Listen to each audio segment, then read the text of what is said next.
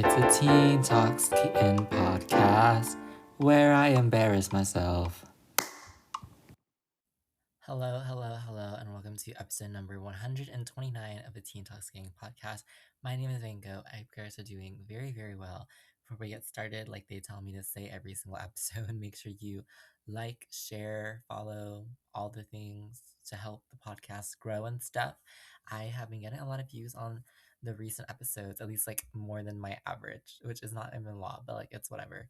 Spotify told me to say those things, la la la. I hope you guys are all doing very well. This has been like the hottest week of like, I don't know, it just feels like it's been the hottest week of my life. Like I can't remember ever being this hot. It has been so hot that an ice rink wouldn't even survive where I live. It was outdoors. There's no indoors out ice rinks around where I live in my town. So yeah, but if it was an outdoor one, it actually like melts like immediately. Like it's so hot. You walk outside, you immediately feel it. I'm sure it's hot in other places around the world as well. So if you guys are staying hydrated, staying inside, staying where there's AC, staying cool, that's very important. Otherwise, I've just been doing some summer classes. I'm going back to school in a month, like school in a month instead of like summer classes, like actual regular school in a month, which is crazy to me. Like help, but you guys are doing well. I do want to fix the music soon because it has the metronome sound and I won't procrastinate. I promise. I'm gonna write that down and do this week somewhere. I can't take that long. It can't take that long. I just hate working with files, but you're just gonna have to deal with it. I'm so sorry. I'm sorry. Let's head over to our program of the week though, because our program of the week this week is a good program. Program of the week. Okay, so kind of a little context of this. I have just been rewatching a lot for some reason, like the early 2000s, not even early 2000s, like just the 2000s decade in general of figure skating. Some stuff from like 2006 era, 2010. I've just been rewatching a lot of that stuff for I don't know, just for fun. Some of the 90s stuff as well. And so this program came out when I was rewatching 2010 Olympics.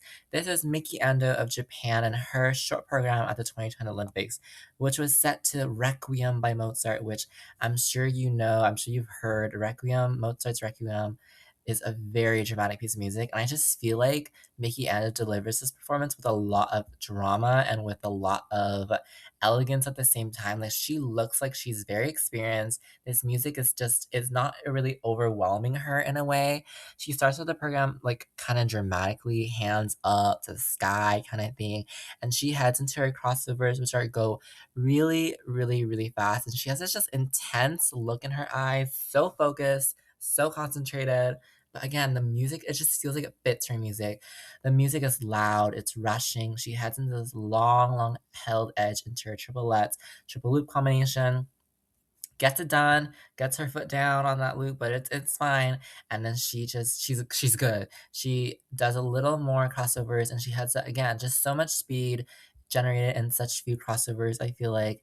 And she heads into a triple flip. She lands a triple flip and then she immediately puts both arms out bright into the sky. It's just like on the music too. It just feels so appropriately dramatic. My favorite part of this program though is probably the spiral sequence that they had to do back then. I mean, such a good spiral sequence because like the first spiral sequence is a back spiral with the Y spiral position, and she's holding one leg up and the other leg or the other arm is kind of hanging off to the side very directly, like hand out kind of thing. And just the look that she gives, she's so confident in her spiral. She's kind of commanding it. The music, again, it's so loud and chaotic and wild, but she's just thriving in it. And just the look in her eyes is just I feel like she has such great like expression in this kind of music when it's hard to know how to feel in this kind of like wild music. She has a beautiful forward, what spiral do we call it? A Kerrigan spiral, is that what we call that? Yeah, and then she heads into a double axle. The double axle, she puts some arms up as well. There's a little flourish at the end of that. Heads into her spin, which is a sit spin, and then in between the sit spin and her second spin, she does this kind of movement where she's almost gathering the sky in her hands and she's holding it up. It's so like dramatic. It's so much fun. And then the layback spin, and then after the layback spin, she has a little like 10-minute segment where she's standing at one end of the boards and she's kind of collecting herself, collecting the spirits of the universe and collecting them inside her. And then the step sequence starts and a new section of the music starts. The step sequence is so fast and loud and dramatic, and she's up and down and here and there. My favorite part in the subsequence is this like mini Ina Bauer she does with both her arms up in a fist behind her head. It's a cool moment. I don't know, just small details like that I think just do really well. And so this program, Mickey Ando, I think it's just a great example of how to fit the music with choreography and do it in a professional way and show that you have experience. And I just feel like this is a great performance. It's hard music to skate to for sure, but I think she managed it so well. So yeah, please go check it out. Mickey Ando, Requiem by Mozart at the 2010 Winter Olympics in her short program. Now let's head over to our main episode. Yay, yay, yay. That was your program of the week.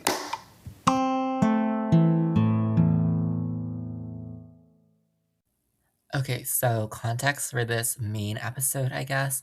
But this main episode is kind of a special episode. It's kind of a one off episode because it's about synchronized skating. And obviously, on this podcast, I mostly talk about men's, women's, pairs, and ice stands.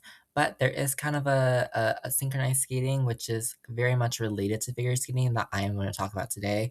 And actually, about a year ago, about like almost exactly a year ago, in August of last year, I made an episode called the case for synchronized skating at the Olympics, which was episode number 72.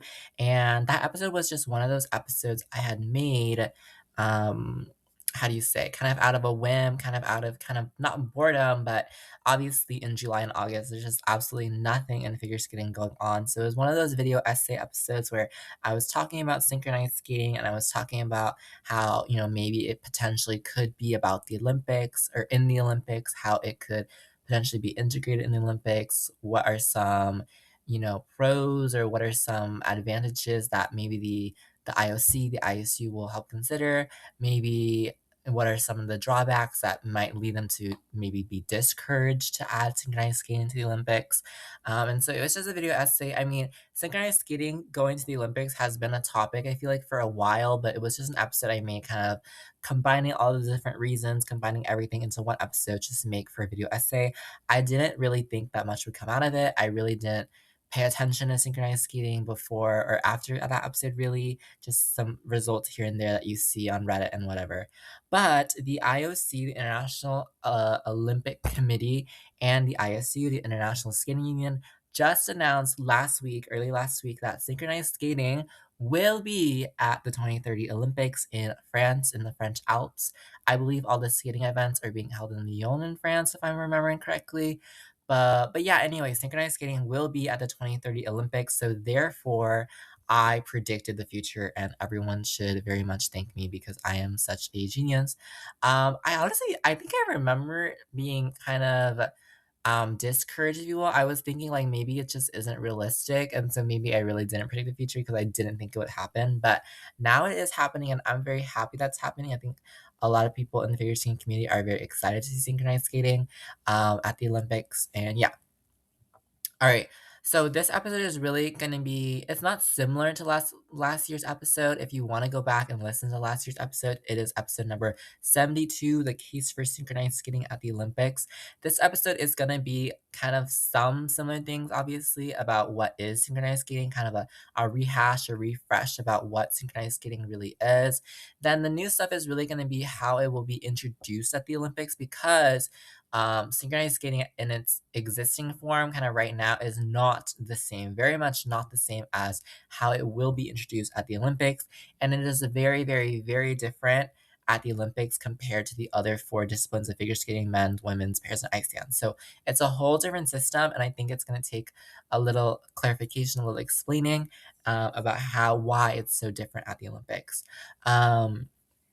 Then I'm going to talk about some of the support that people have been having, some of the reactions, which have honestly been mostly happy reactions, and then some of the complaints, if you will. I haven't really seen arguments against including synchronized skating. Of course, like the more the merrier, more sports is better, more ice skating is great. But I've seen some here and there complaints about against the IOC and the ISU about how synchronized skating is being like introduced and integrated within the Olympics, within the sports of the Winter Olympics. So there are some kind of complaints, if you will, but not necessarily arguments against it. So yeah, let's head over and talk about what synchronized skating really, really, really is. Okay, certainly kind of a disclaimer that this explanation is certainly very oversimplified. I did copy this from last year's episode because I was like, I don't want to make a new one. So I kind of copied kind of the explanation of what synchronized skating is from last year's episode. Again, another disclaimer, I don't avidly watch synchronized skating. I might see some stuff here and there on the internet, but I'm certainly not a big follower of synchronized skating. I know, a couple of the top teams, what countries they're from, in general what synchronized skaters do, in general how the scoring works, things like that. But I'm not like a huge avid fan of synchronized skating. And so I'm sure there's other people who are a bit more expert about how to best explain synchronized skating. But how I can best explain it to kind of a general term for a general figure skating audience is that it's like ice dance with a bunch more people. I mean, ice dance, you have two partners, obviously. In synchronized skating, you can have up to 10 times that. You could have up to 20 people doing some synchronized skating. But it has a lot of the similar things with ice dance that, I think it kind of helps to have a little bit of that comparison, even though it's definitely not an accurate comparison at all, but it's most similar to ice dance compared to the other disciplines. There are, there's a big emphasis on the skating skills side of the sport and the athleticism in the actual skating part instead of, there's no jumps, there's no crazy throws, but it's a lot more emphasis on that balance side, on the skating skills side, on how to control edges, and of course, on synchronicity. Whereas ice dance, you can have two partners doing different things. Synchronized skating, of course, you really have to be synchronized because it's in the name, doing everything at the exact same time. But it's a really, really unique form of skating, also that is also under the management of the ISU. So there's no separate body, if you will, government body or governing body, ruling body over synchronized skating. It is controlled by the International Skating Union as well, who also does figure skating and short track speed skating and speed skating and all that good stuff. So they also do synchronized skating and they have competitions for synchronized skating. They have junior worlds for synchronized skating, the senior world, and they have a couple different events, kind of like our Grand Prix, our Challenger Series for figure skating. So the best way to explain synchronized skating is that it's where about 8 to 20 people compete together as one kind of cohesive team on the ice. They make complicated shapes. They have different kind of movements.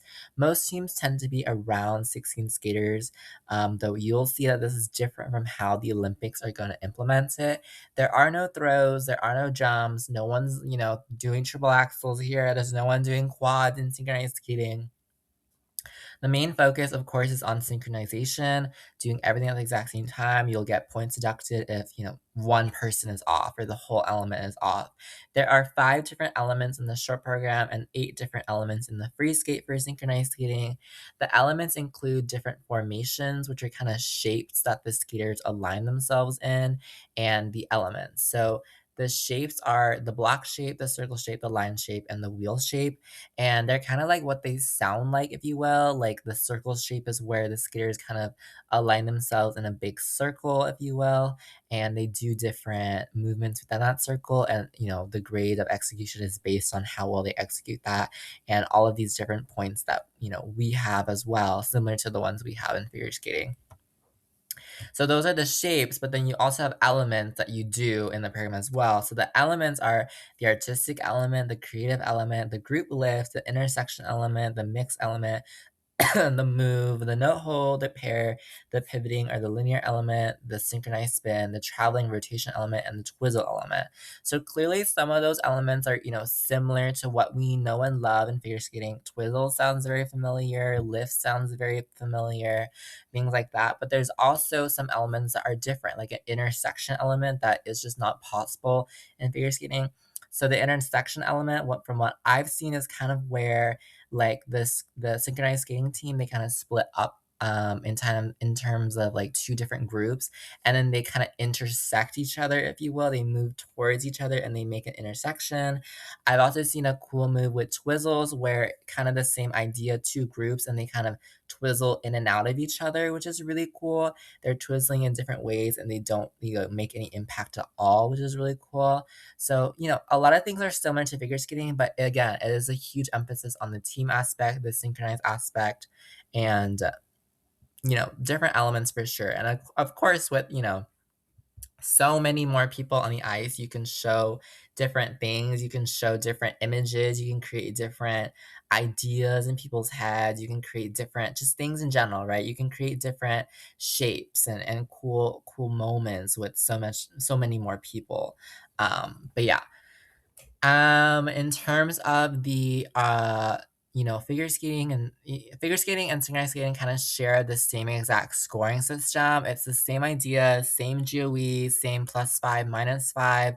I'm not actually sure how like it works all the time, like exactly, but obviously if you do good, you'll get plus. If you do bad on an element, you'll do like bad. I don't know if it's like cohesively the whole team does bad or it's just like one person and that kind of what ruins like the GUI maybe. That's interesting as well. Again, 5 elements in the short, 8 elements in the free skate. You add up all those elements, you get your technical score. You also have the exact same program components as in figure skating. So you have the skating skills, the composition, and what do we have now? The interpretation. No, we don't have interpretation anymore. Transitions? Is that what we have now? I can't remember. Gosh, it's just like whatever. I feel like components are so arbitrary sometimes. But yeah, it's the exact same program components as figure skating. How well is done and everything. Of course, I think, looking at one skater or two skaters like edge work, their skating skills is, a lot easier than managing a whole team. But, it's still scored the same. And I don't know exactly how the judges are looking at everything. I don't even know how they look at everything in figure skating, honestly, because sometimes it just feels so random. But yeah, um, same kind of competitions like I mentioned earlier. They also have their own worlds, junior worlds, and different competitions.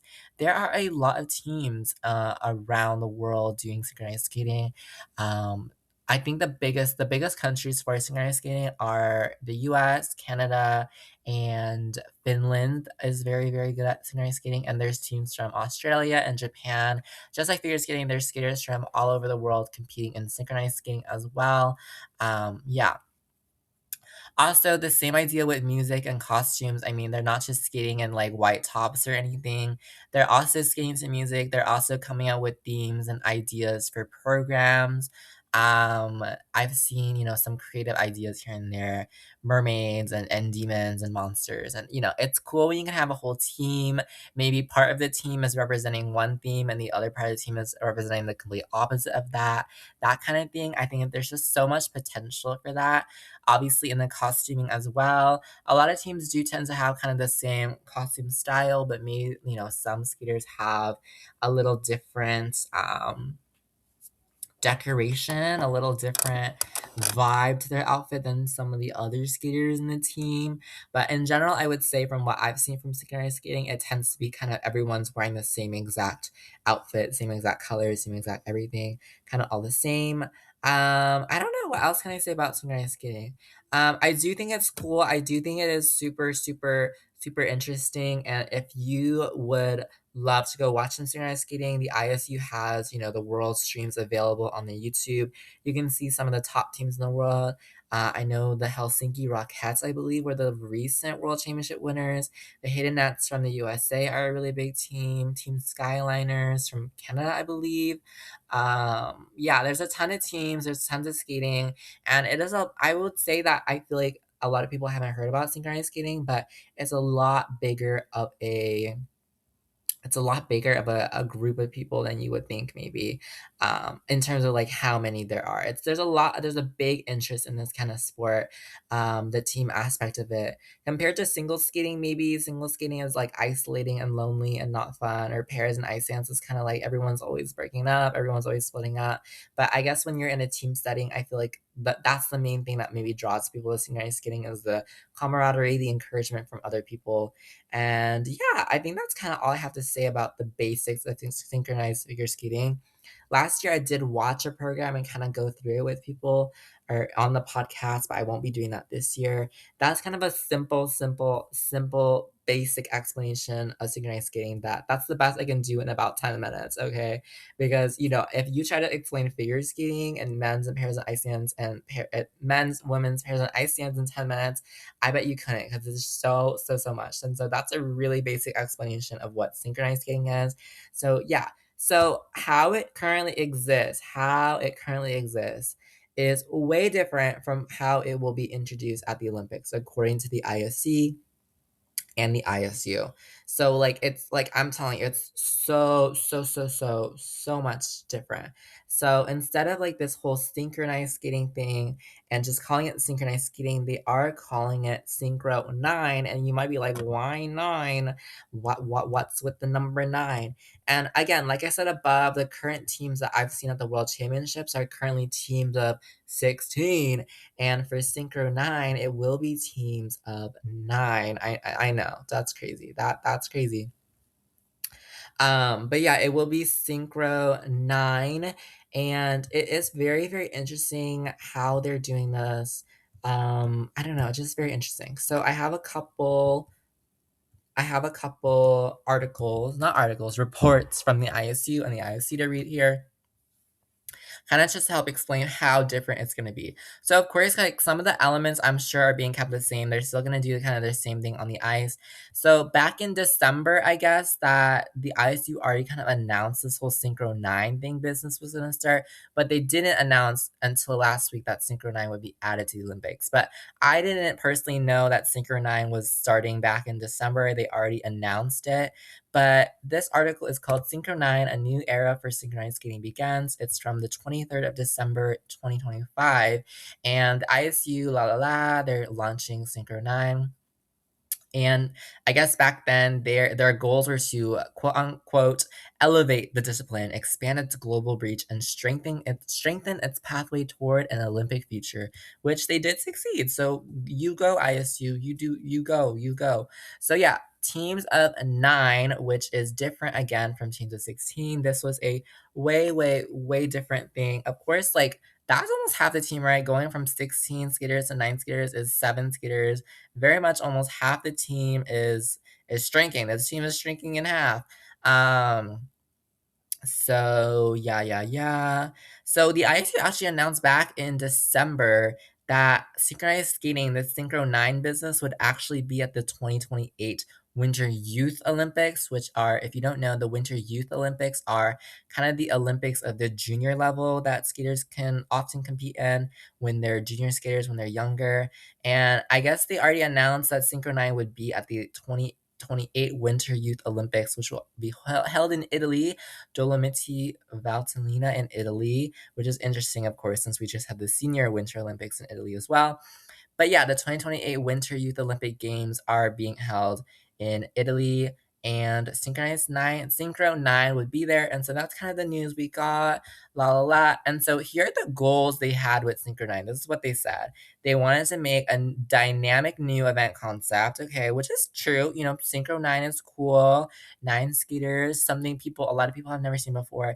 A simplified judging system is interesting. Again, not very clear on like in terms of what they're saying. Are they going to simplify the technical elements? Are they simplifying the components? Are they reducing the number of judges? Are they, making it more simple in terms of like it's like back to the 6.0 system, which that wasn't even very simple. What's a good example? Are they going from like scale of 1 to 10 kind of vibe? Like, it's kind of unclear. And their focus is on a show enhanced television friendly approach, which this has been kind of in line with what we've heard from the ISU recently. I feel like the ISU has really been on a mission to be young and relatable and cool and not so formal and boring. And they've been really trying on their social media game. They've been really trying to make events fun and cool. And they got these LED boards now, and they all got all these cool graphics, and they have a new modern design on the scoreboard and everything. So this is aligned, I feel like, with their goal of making figure skating more accessible and fun and modern. So they say they want to make figure skating through at least Synchro 9 more television friendly. And I would argue that they want to do that in terms of, the four disciplines of figure skating as well, at least what we've seen so far from this whole ordeal this past season. Yeah, so yeah, they have some some statement from the president, not of the US, the one of the ISU. All right, all right, all right. Okay, so this is an interesting one. This is where it starts to get a little interesting to me because it's a lot different from figure skating. Like I said earlier, it was in synchronized skating, it's just like how we know. There's a short program, there's a free skate, add the score together, you have the highest score, you win, everything goes down from there, right?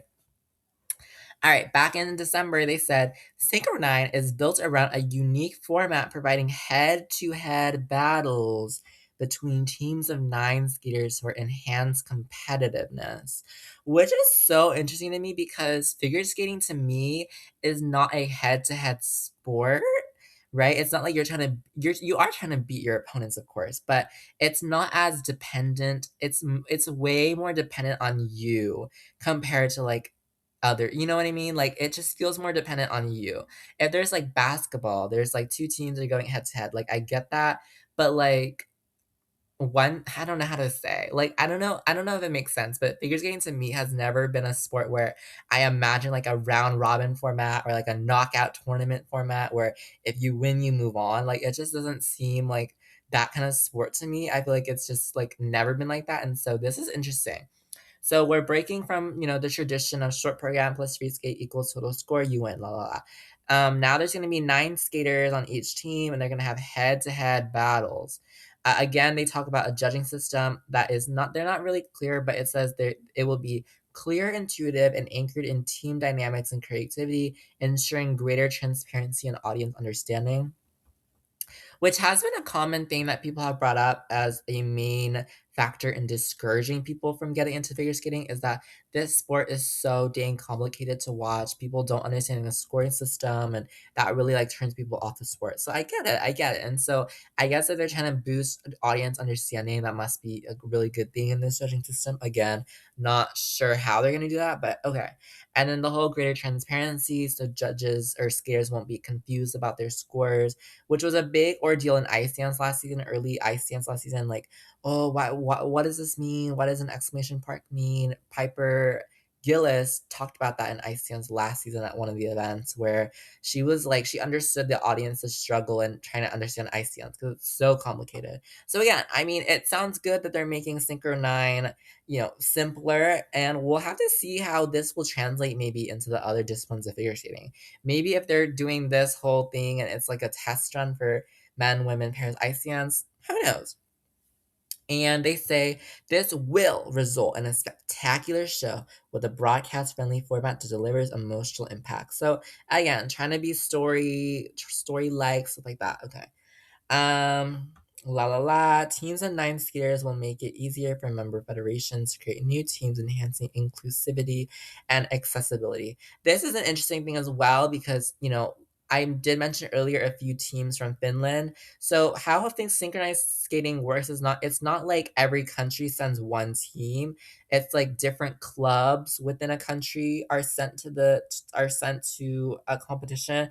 Just like figure skating, right? It's not like the entire USA men's contingent is going to the world. It's like three skaters from the men's. And so it's not like the entire synchronized skating from Finland is going as one team to world. It's like one team from Finland, one club from Finland. And so they have kind of made it seems like they're kind of making it different now where it will just be nine skaters. This team, it's Team Finland. It's not Team whatever, it's Team Finland. So that's interesting to me. La la la, and they kind of talk about that. All right, and this is interesting because in this whole battle format, they call this a battle format. Okay, this is it's interesting. It's interesting. It's a new beast, but they call this thing a battle format. They say that in this battle format, teams will perform within common theme rounds, enabling strong narrative expression under equal conditions. I'm confused about this because like themed rounds. So you're telling me like this round you have to do a program based around water. Like, is that what we're doing here, ISU? Or like, and then the next round you have to do improv and you have to come up with a program based around like nature or something. You know what I mean? Like, I understand that there's like themes and programs of figure skating. I am unsure, I guess, here based on this information is like, are the teams gonna know early in the season so they can make a program? Or is it like improv, figure it out, you can do it, just adapt, just try your best? Like, that's kind of confusing to me. Like, is every round the same theme as the last round, or is every round kind of different? Do the teams know ahead of time what the themes could be? Things like that, I just feel like are a little unclear. And so it's experimental. It's so different from figure skating. I mean, you don't have like head to head Ilya Malin versus Yuma Kageyama, and it's just them two skating against each other, and then they have to come up with a theme. Like it's so different. It's so different, and it's interesting to me. All right, so that was back in December. It's been 7-ish months, 8 months since ish then, right? Now we go back to April of this year of 2026, and they're talking about gosh, this isn't, I guess, okay. So yeah, back on April 8th, 2026, they released an article called What is Synchro 9? The New Era of Synchronized Getting Explained. A lot of the information, again, is the very same thing. 9 teams, short performances, this whole competition format, which is really interesting. They did add that they want to make it more accessible to new fans, which again, I think is really can only be a good thing. I think figure skating is so hard. If you're a new fan and you don't know anything about the sport, it's hard to get into. It's not intuitive. It's not easy to follow. It's not easy to follow, like know what competitions are coming up. It's not in the general consensus and the general spirit of culture like baseball or basketball, things like that are. Like, oh, this game is coming up. You see it everywhere. Whereas figure skating, it's hard. And so I do like the fact that they say they're trying to make it more accessible, more advertising, more easy to follow, things that aren't so confusing, things like that. La la la. Same kind of things in this article. Again, head-to-head battles, elimination rounds, theme performances.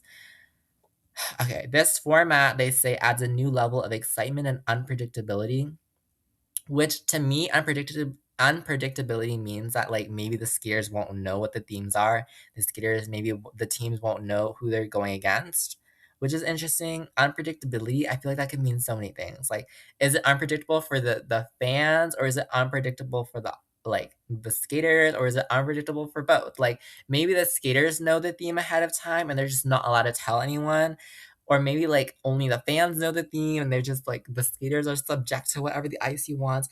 I don't know. It could just be so dang interesting.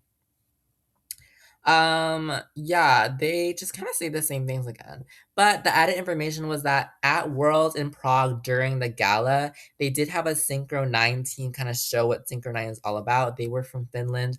I couldn't find any footage of that Synchro 9 team doing their thing in the gala, but I'm sure it was fun, it was entertaining, things like that. Um, yeah, so as okay, and they say the future of Synchro 9. This is kind of important as well. They want to expand. They don't want it just to be like a one-time gimmick thing at the Olympics for sure. They want to expand to more international competitions, which that is kind of unclear if they want to make competitions for Synchronine themselves, or if they want to integrate them into figure skating, the Grand Prix, the Challenge Series, things like that. And they also want to attract new federation and teams.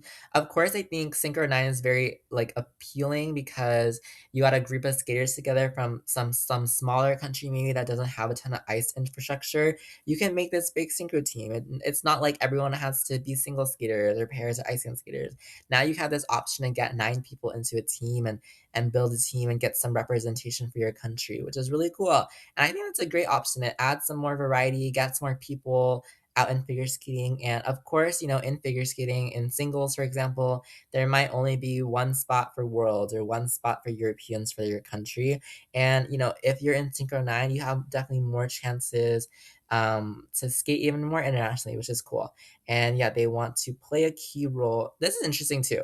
I keep on saying that, but they want Synchro 9 to play a key role in the future of synchronized skating, which I don't know if does that imply that they want synchronized skating like the 16 people format to still exist? Like we don't really know. We don't really know. Do they want the Synchro 9 format just to be a separate thing from the Synchro 16 format? I don't know. It's kind of interesting. And so yeah, that's the two ISU articles I have, which are very interesting. Okay, so reading through the official Olympic article though from the IOC, the International Olympic Committee, is a little bit different, I feel like. So this was like the official announcement. Like they said, like, yeah, synchronized skating will be a thing. So yeah, the International Olympic Committee approved the synchronized skating format for the 2030 program on Tuesday, the 7th of July. Here's everything you need to know. So this is an article published last Tuesday. What is Synchronized, the new figure skating event set to debut at the Olympic Winter Games Alps 2030? I can't say that word, Alps. But this was July 7, 2026 by Scott Bregman. Synchronized skating is heading to the Olympic stage, la la la. So again, kind of the same thing, explaining what synchronized skating will be.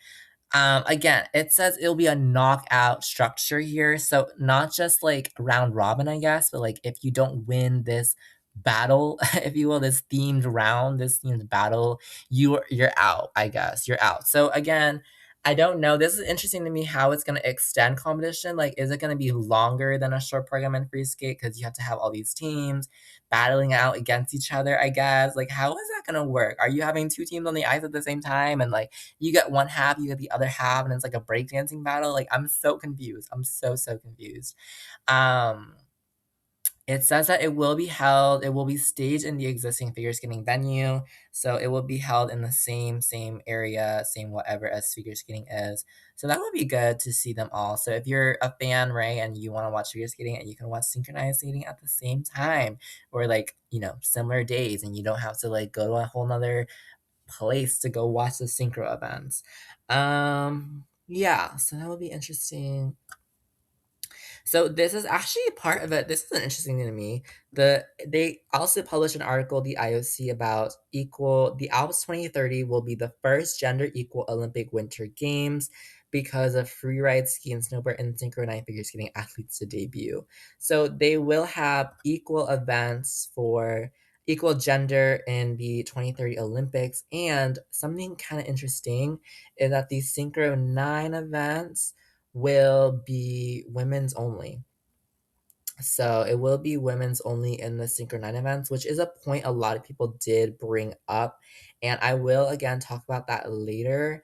Um, yeah, they call it a key factor in achieving gender parity at the Alps 2030. So previously there were more spots for male athletes at the Olympics, the 2026 Olympics, and I guess before that as well at the Winter Olympics. But in order to achieve gender parity here at the Alps 2030 Olympics, 2030 is not a year, 2030 Olympics, they will have gender parity, so equal gender, and they call it a key factor in doing so. So yeah, the ISU officially announced it, and that's kind of how we knew, like, yes, it's going to be in the Olympics. And yeah, and so those are all the official news from the two ISU articles and the two IOC articles as well. And kind of just to sum up with tennis sum up with all the differences. Again, no short program, no free skate. It's just no total score format, beating first to eighth place or whatever. This is still strange to me. I'm so intrigued. I'm honestly so intrigued and interested by this whole knockout situation. Like it seems wild to me that we're living in that world where the ISU would do that. But like I guess Synchro 9 knockout, like I can't imagine what that looks like, honestly. It's so weird to me why they're doing it like that. It's gonna be interesting how they're gonna change how synchronized skating is gonna be scored, how to do such a drastic difference. I mean, they don't have a lot of time for sure to completely overhaul. It just seems like a complete overhaul of synchronized skating. It doesn't seem like they have a ton of time. When are they gonna test this out? When are the first Synchro 9 events gonna happen? but we're gonna have to see. I also wanted to note that synchronized skating will not be in the team event for the Olympics. So the team event, the figure skating team event, will stay men, women, pairs, and ice dance. It will not include the synchronized skating teams from those countries at all, at least for now. But I believe it was confirmed somewhere that it will not be in the team event. And I guess that does have to do with like the change in scoring. Maybe if the scoring system was going to stay the same as the four disciplines of figure skating, that synchronized skating and figure skating could be together in the team event. But I guess, with the change in scoring and with the change in this whole themed situation, it's going to be different. It's going to be way different. And so synchronized skating will not be in the team event, at least at the 2030 Olympics. We'll have to see. Maybe the whole sport is done by then. Maybe figure skating is over by then. Maybe figure skating itself chooses to move to knockout battles and themed rounds and these crazy scoring changes. I don't know. And maybe we will have a day or an Olympics where they all will be in the team event. That will definitely be interesting. So yeah, I wanted to bring up a lot of like the support people had. Again, the reaction was like mostly positive. On the original Reddit post I saw this at from user 32 Lorelei, a lot of people were happy. Outrageous pause 2108 was like, oh my goodness. I mean, it just seemed like happy. It just seemed like, yes, yay, we did it. La la la. Like, great exposure. Yeah. Yeah, so it will be an Olympic sport. I think a lot of people are just happy about it. A lot of people will be very, very, very happy about it. And I mean, yeah, it was mostly good. It was mostly good. I mean, yeah. I mean, I think there were a lot of people who shared in my shock, or I think a lot of people were disappointed as well. Judging by like the audience, there were mixed feelings. Okay, there were a myriad of emotions. I think a lot of people were kind of shocked that they weren't keeping synchronized skating like as is, if you will. Like, I mean, in terms of like as is, like how it is already done at Worlds and stuff, at their Worlds, Synchronized Skating Worlds, the free format, and how they're changing it to this whole elimination round, theme round, battle, la la la situation we now have going on. This was announced earlier, I guess, but a lot of people were probably not paying attention during the most intense Olympic season ever. But yeah, it will be interesting. It will be very, very interesting to see. So yeah, a lot of support, of course, for more skating at the Olympics. It will help bring out a lot of recognition for synchronized skating. Obviously, when you're at the Olympics, there is so much media recognition. Figure skating is so popular during the Olympics. It just feels like everyone turns into an expert at figure skating at the Olympics, and people are into curling as well. And suddenly they're into skiing, and suddenly they're into short track speed skating, and now they want to follow biathlon. I mean, of course, there's tons of media recognition from even just existing at the Olympics, being at the Olympics. And so hopefully because of that, there will be a lot more exposure to the sport. I hope they get good like watch time, for example, or like good scheduling. And I hope like a lot of people will be able to watch ice skating either live in the arena or on TV. I hope it's like not like a random Monday and people are working. Hopefully, more skaters will be encouraged to join synchronized skating. It opens up more opportunities to do so. Seeing, a new sport at the Olympics for the first time, especially maybe as like a little kid, and you're like, "Whoa, what is this? I want to do this too," is a super huge moment. And of course, getting some more recognition, getting more people into the sport is always a good thing. All right, some people were upset. Some people were definitely upset because of a few things, kind of complaints, but not arguments against. Again, a lot of people were complaining that like, why not keep synchronized skating like as it is, short program, free skate, everything. Why do this whole shenanigan with like this? Why do this whole shenanigan with? I'm still so confused. I'm sorry, guys. I swear, if the theme round is like you need to act like a mermaid or something, I'm so done. But a lot of people are rightfully upset about that. They did also point out that they let figure synchronized skating in with the cut of a few other sports. One of those sports was Nordic combined. A few people were talking about this. User Ruby Jester was talking about Nordic combined leaving. I don't really know what Nordic combined is. I believe it's a skiing thing. Um, but I believe Nordic combined was a men's only sport. and I guess it wasn't very popular or something. And again, they seemed very insistent on achieving gender parity, and they wanted to cut Nordic Combined because it was a gender only, a men's only sport, not a gender only sport, but it was only a sport for men's. I remember seeing something actually about there being a women's Nordic Combined, but it wasn't at the Olympics. I remember seeing something about that back in February when the Olympics were on. But I guess instead of adding women to Nordic Combined, they just cut it off entirely for everyone at the Olympics, which will be, I think there's a lot of people that are fans of Nordic Combined that will be rightfully upset about that for sure. But this is just part of their plan, I guess. Their vision for achieving gender equality at the Olympics is by, cutting Nordic Combined.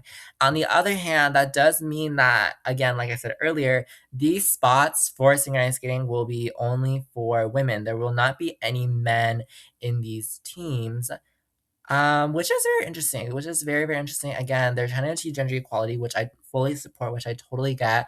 But synchronized skating, there might not be a ton of men in the teams that are currently competing around the world, but in a few teams, there are a few men in them, and they are part of the sport. And I think synchronized skating had that unique element of being a mixed gender sport in the sense that there were a few men in those teams as well, and there were no rules against it or anything, and they were allowing that to happen, and it was cool to see a mixed gender sport on the ice. I think a lot of people are upset about this whole thing about it's only going to be women. It's not going to be. There might be some qualified men in the world, but they're not going to allow them to compete. I remember seeing this argument about synchronized swimming as well. Synchronized swimming is also a sport that only allows women to compete in certain disciplines of it, I believe. And so some men who are very good at synchronized swimming, who are very qualified to be at the Olympics, are not able to go to the Olympics because of that reason. So that's something interesting. Synchronized swimming and synchronized skating kind of having that same thing, only women competing, only women getting the spots to achieve gender equality. So yeah, definitely something that people were debating about. I understand it from both perspectives for sure. I understand it from the whole we want to achieve gender equality, make sure everyone has spots at the Olympics. At the same time, I understand that there are men in synchronized skating, and those roles deserve to be filled as well. Those people who have worked very hard, working with their team, deserve to be at the Olympics as well.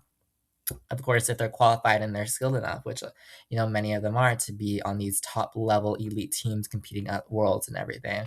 So that was a common argument, I will say. But yeah, those are kind of those main ideas of that. Again, I have so many questions about synchronized figure skating. Like I said earlier, I feel like there's just a lot of questions that are being answered with like assumptions. No one knows for sure because both the ISU and the IOC have been vague about what they exactly mean by scoring and events and everything. And I'm sure that they are kind of being vague on that, maybe on purpose, because they haven't really developed the infrastructure for that yet. They just know that that's their vision. And I think that's totally fair, but they don't have an exact game plan in place yet. I'm very confused about what will be scored. Is it like how well you're doing the theme or like the actual elements? No, sure, not sure, not sure. Um, I'm not sure how team selection will work, but there was a comment. I don't know who it was from, but apparently, like Team Finland had already tried to make a national team. So there will be instead of like teams from each individual like club in a country, it will be a one national team. So this is the United States national synchronized figure skating team going to Olympics. It's not like a one team from one club in the US is going to the Olympics. It is a national team. It will be a national team. Somebody said that Finland was already searching for a national team, that they had already put out advertisements looking for synchronized skaters to be part of that national team, which is interesting. And then one of my other questions is that like, will Synchro9 be like the main format now, like in all synchronized figure skating events, or will it only be at the Olympics? And if it's only at the Olympics, that's a very confusing format, right? If it's all synchronized skating events, then they also have to change, the junior worlds, the worlds, all their Grand Prix and their fall season competitions to competitions that are Synchro 9 formats instead of Synchro 16 formats. And of course, that means less people on those teams, which is way different, and that's a hard transition for sure.